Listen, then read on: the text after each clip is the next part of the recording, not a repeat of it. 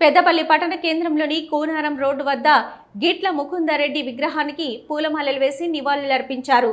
MLA ప్రభుత్వ whip Vijaya Ramana Rao ఈ సందర్భంగా మాట్లాడుతూ ప్రజల మనిషి, ప్రజానేత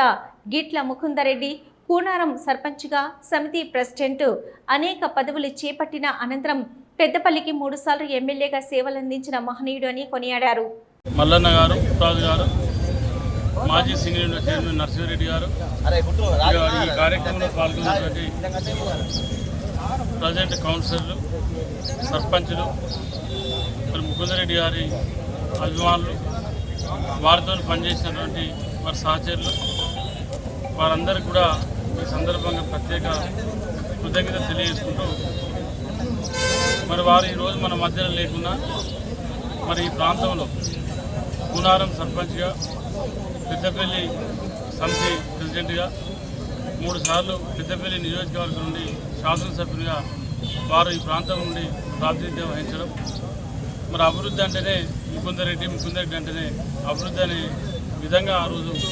మరి వారు ప్రజలల్లో చొచ్చుకొని పోవడం జరిగింది. మరి వారు లేకున్నా కూడా వాళ్ళ కాంగ్రెస్ పార్టీ శాసనసభ్యులుగా ఈ రాష్ట్రంలో రేవంత్ రెడ్డి ముఖ్యమంత్రి గారి నాయకత్వంలో మరి పెద్దపల్లి నియోజకవర్గంలో అనేక అభివృద్ధి సంక్షేమ కార్యక్రమాలు వాళ్ళ ప్రభుత్వం ముందుకు తీసుకెళ్తా ఉంది. మరి అవన్నింటినీ కూడా ఎక్కడికి వెళ్ళినా కూడా మరి వారు గతంలో చేసినటువంటి సేవలను కూడా మరి గుర్తు చేసుకునేటువంటి ప్రజానికం మన పెద్దపల్లి నియోజకవర్గంలో ఉండడం, నిత్యం వారికి వస్తూ ఉండడం మేము చూస్తూ ఉన్నాం. మరి రాబోయే రోజుల్లో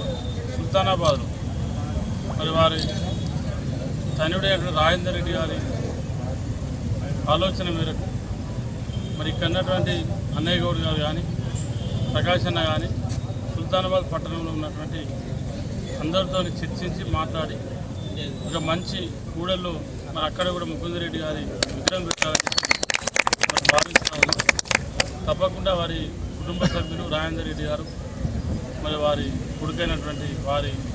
ఆలోచన మేరకు వారి ఆలోచనలు పంచుకొని ఆ కార్యక్రమాన్ని కూడా ముందుకు తీసుకెళ్ళి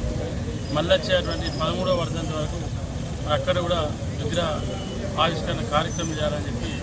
మరి వారి అభిమానులు చాలామంది భావిస్తూ ఉన్నారని చెప్పి ఈ సందర్భం గుర్తు చేసుకుంటాం.